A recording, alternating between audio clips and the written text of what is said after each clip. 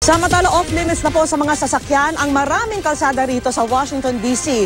dahil sa mahigpit na seguridad na ipinatutupad nga para sa inaugurasyon ni President-elect Donald Trump. At ngayon pa lang po, may mga turista nang nagpupunta rito na sinasamantala naman ng ilan para kumita. Narito po ang report.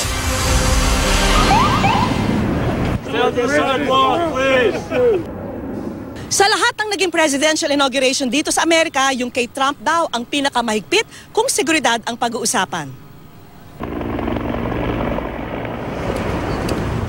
Nakahambalang sa mga intersection ang mga military truck tulad nito para hindi na makadaan ang mga pribadong sasakyan.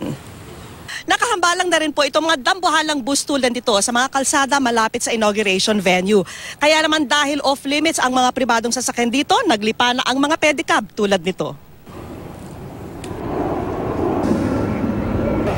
So how much do you charge? I mean, how does it's just kind of like tips, whatever. People like $20, $15, $30. Depends like people mood and if they really feel. It's kind of like good tips, yeah.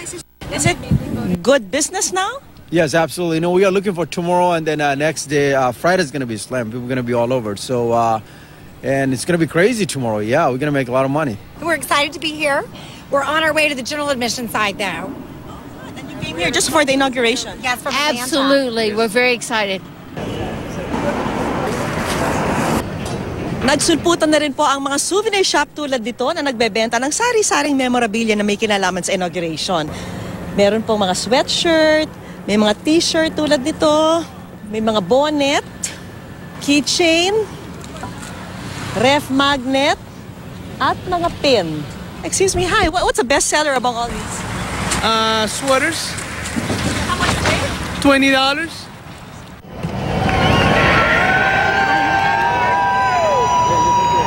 Naglabasan din ng kani-kanilang mga cellphone camera itong mga taong gustong masulyapan si President-elect Trump na manggagaling doon sa White House at bali-balitay dadaan po rito.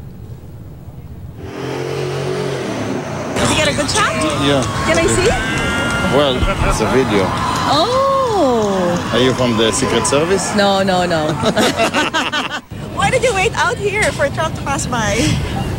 Because we are so thrilled that he's going to be our president. And the first chance we can get to see him is the best. Does it bother you that there will be many protesters tomorrow? No, if that's what they want to do, he's everyone's president. And we lived with Obama for 8 years and didn't like it, but we didn't protest.